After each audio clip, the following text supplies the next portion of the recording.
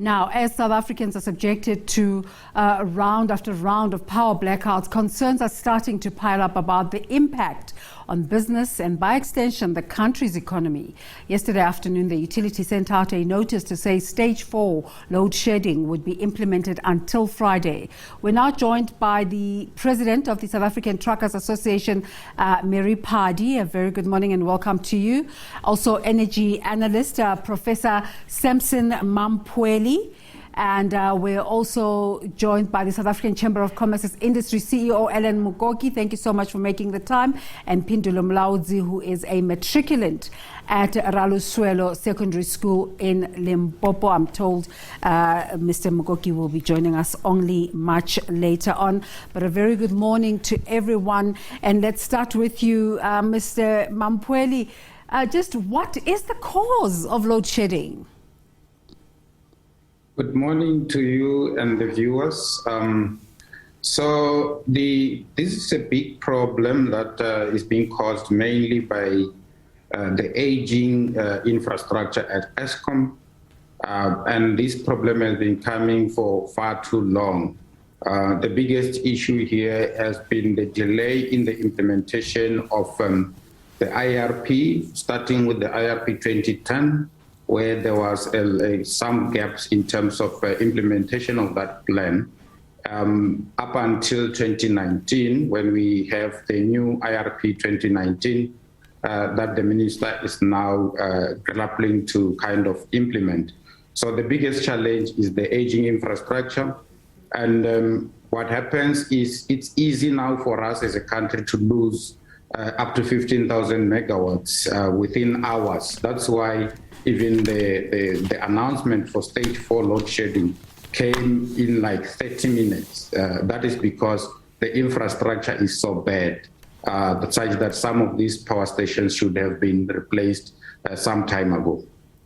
I'll come back to you to speak about how we combine that with the leadership that's currently at SCom at the moment and how they can bring about solutions for that. But Ms. Phadi, let's bring you into the conversation. Thank you so much for speaking to us today. You are the president of the Truckers Association of South Africa. You are suppliers to SCom, but you also you represent a constituency and you are frustrated by the fact that SCom is moving away from coal. As a result, it is having dishonest conversations with truckers, saying that they're frustrating their own transporters. Tell us about this.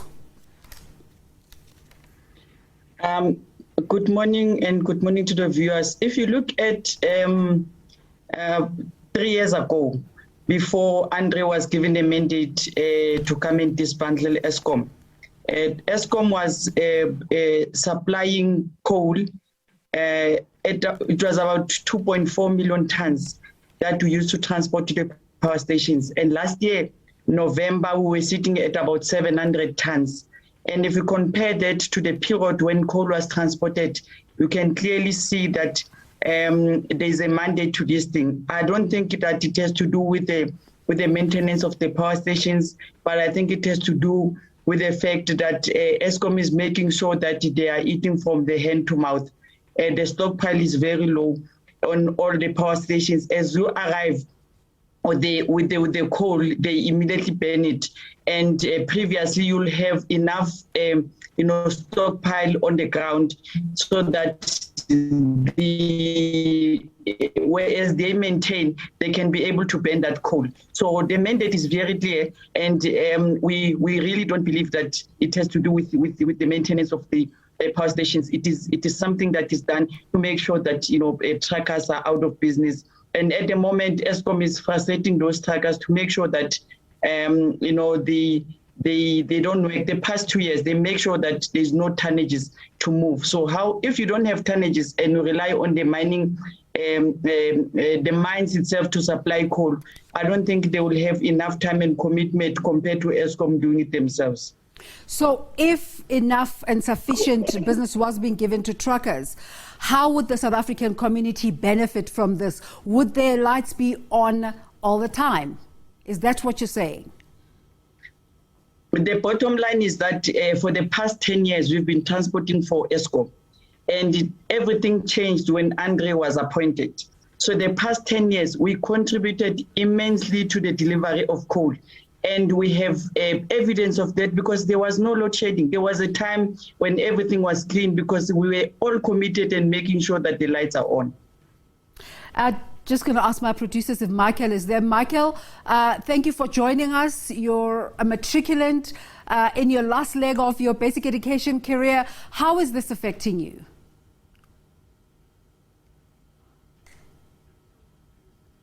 All right, we're going to try and connect to Michael, but I'm just going to go back to Mr. Mamphweli. Mr. Mamphweli, you heard what Ms. Phadi said. Where do we find a balance? Just last week, we were talking about South Africa being funded at the COP16 to be able to phase out coal-powered stations and coal-powered energy resources in South Africa. And here she is, she says, her constituency, which is truck drivers and are supplying SCom, need that business. Where do we find the balance? Yeah, I mean, I think there's a misconception out there that SCom is going to do away with all coal-fired power stations. We just inaugurated Medupi and Kusile recently. And if you look at the integrated resource plan, which is the country's plan when it comes to the energy supply, it does not say decommission every single coal-fired power station that's out there. It says decommission 11,000 megawatts of coal-fired power stations and then replace such with a number of other energy technologies, such as your gas, such as your energy storage systems, such as your renewable energy. SCom themselves, they have what we call the Just Energy Transition Strategy that talks specifically to the integrated resource plan. But I want to also go back to the issue of the aging power stations, because we don't have to downplay that. We all know the age of power stations. In engineering, every system from your car to everything is designed to have a particular life. We know, for instance, that our nuclear power station has reached its end of life. And in terms of the IRP, that power station is going to be renewed so that it can give us a bit more life. So for me, from the evidence that we have and the country's plan, I cannot say necessarily that SCom is doing away with all the coal power stations. Renewable energy, the idea is that it will contribute about 30-40% by 2030, not even now. And the rest, basically, we have an energy mix that's based on the model that was done when the IRP was developed. Well, talking about show and tell, Michael is struggling with load shedding as he's trying to connect with us. Michael, you're a matriculant at Raluswielo Secondary School in Limpopo. How are you impacted by these rolling blackouts?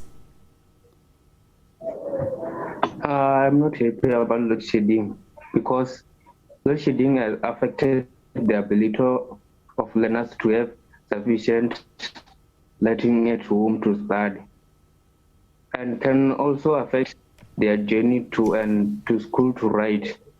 So I urge SCom to take this into consideration and limit power cuts as much as possible. What do you think, Michael, is the role of young people such as yourselves who are in the middle of preparing yourself to get into the working world and contributing to the economy of your country to bring about energy solutions in South Africa?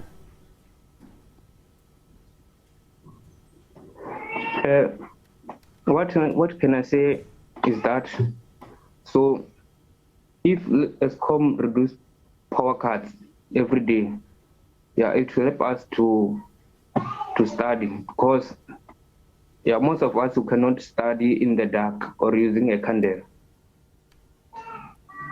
Yeah. Ms. Phadi, Mr. Mamphweli says that although there's a conversation about phasing out coal in South Africa, it's a long-term conversation, and it doesn't mean South Africa will immediately wean itself off coal in the immediate future. So is it dishonest on the part of SCom to be talking to you about cutting down operations with you as a result of cutting down on coal?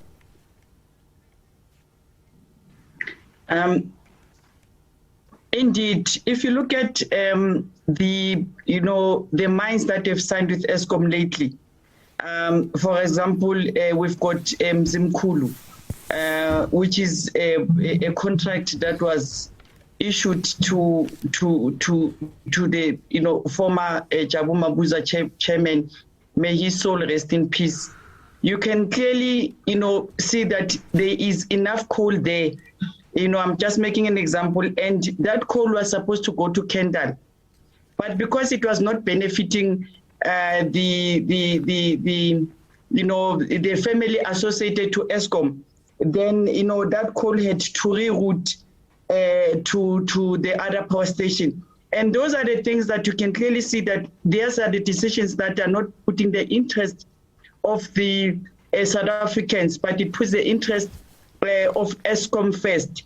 So I'm wondering, where is the coal that you are talking about at the moment, because the million tons that we moved is no more there. So it means that SCom is dishonest by saying that they are signing with the mine to mine to reduce coal.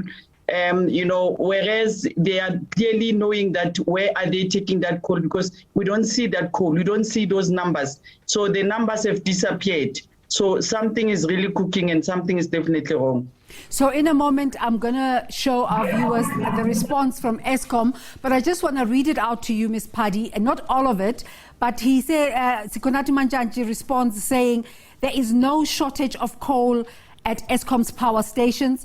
Currently, there's 48.7 days worth of coal at the power station. The requirement is for SCom to hold at least 20 days worth of coal supply at the power stations, as they have communicated regularly. What's your response to that? I think he must come on. He must be on the ground. It is easy to speak when you are sitting in the office, but practically, it's something different. Camden does not have coal as we speak. Majuba does not have enough coal as we speak. And, Arnold does not have enough coal as we speak. So those are the things. It is a fact. You cannot take one power station and say that there is enough stockpile, whereas you must look at the power station that must really supply the country. Let's just bring up that a response from SCom, from the spokesperson, Sikonathi Mantshantshe. I think we're going to bring it up on the screen just now as I read it out for you. All right, let me just read it out for you. And the response goes, SCom says there's no shortage of coal at its power stations. Currently, there's 48.7 days worth of coal at the power stations. The requirement is for SCom to hold at least 20 days worth of coal supply at the power stations, as they have communicated regularly. They say the load shedding is caused by breakdowns in power stations and not any shortage of coal. All SCom supply contracts have got a fixed start date as well as an end date for contracts which levies a contractual obligation on both parties, and there are dispute resolution mechanisms to every contract in terms of South African law. If anyone who feels prejudiced by the behavior of anybody, they have recourse to the country's legal processes and the contract themselves. They have a dispute resolution mechanism. That is the response that Mr. Sikonathi Mantshantshe gave us this morning. Ms. Phadi, have you exhausted all the avenues for displaying your dissatisfaction with SCom's reactions towards your demands? I think Mr. Sikonathi is taking this thing personally. We did not come here to discuss the legal issues. We came here to clarify the reason why this load shedding. But, in response to his message, look, SCom issued a RFP that they will contract their transporters for 5 years. And when they were supposed to sign with those transporters, they gave them a 2-year contract. That's when they started reducing the number of tonnages that must go to the power stations, which was 2.4 million tons. They reduced that to 700,000 tons. So the legal battle that is talking about, it has nothing to do with the load shedding, but yes, it is there. The transporters are interdicting SCom, just to make sure that, the procurement processes that was not followed is followed correctly, and that must be decided by the judge. And we are just here to say that there isn't enough coal to be taken to the power station. And if the stockpile is enough and level, then we shouldn't be getting communication that there isn't enough coal. So the communication of the WhatsApp of SCom and the communication of the Twitter for Mr. Skonati are contradicting each other. So, Mr. Mamphweli, between the integrated resource plan of the Minerals and Energy Department and the aging infrastructure and the supposed shortages of coal, what chances do South Africans stand of having ongoing power supply? So I can't dispute the issues of coal supplies because I don't have evidence to that effect.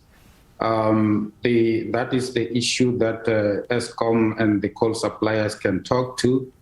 We work based on the statements that SCom released to the public. For me, what I see as the solution to the entire problem is the fact that we need a short-term plan. And then we can take the IRP as a long-term plan. We've been calling for a short-term plan, and then the Department of Energy went out on emergency procurement. And then they procured the power ships, which some of us were advising very much against. So I think there's also a need for the Department of Energy to listen to experts. I've been saying since yesterday that we have capacity in South Africa that we're not tapping into when it comes to the energy crisis, and we haven't been tapping into that capacity for a very long time. We have what we call the National System of Innovation, which is the universities and science councils. In my view, we need to be relooking at the integrated resource plan, look at what is it that we can do on a short-term basis. For instance, the integrated resource plan has got a provision for energy storage systems, but all those energy storage systems are only going to come to be procured in 2026 or somewhere there. Now, we have a problem that needs a short-term solution. Mr. Mamphweli, can I just come in here?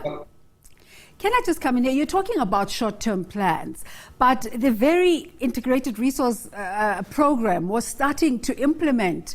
Just recently, we were told that allocation was given to independent power producers. Aren't those interventions working? You're saying just now that you're depending on all the information that comes from SCom. Are you feeling that, or do you get a sense that SCom is an honest stakeholder in this process? Yeah, so you've asked two questions. One is the issue of the IPPs that have been allocated. Now, those IPPs allocated, they are a long term in my view, because the only time that we will start to see any kilowatts or megawatt coming from those is in the space of between 2 to 3 years. There's still a long way to go. Now, if you are to say our short term is to remodel the IRP and look at the impact of battery storage, for instance, in the network, and we generate the same power that we're generating from coal and the existing infrastructure, and when we have more, then we save it in the batteries, and then we can release it at a later stage. That's a process that in the next 3 to 4 months, we can go through a procurement process and have those battery storage systems coming live.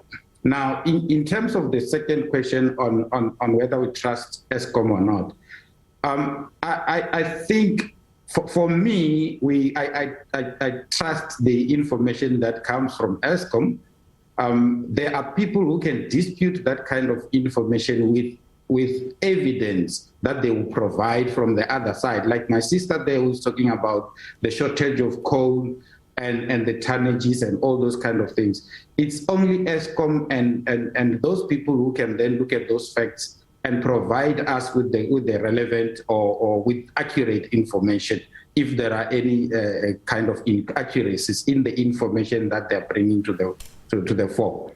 Michael, what sort of confidence do you have, or do you have confidence at all in the leadership of your country when you hear an energy specialist and somebody who's actively involved in this field saying to us that there are possible solutions for these problems, but our leadership is just not implementing it?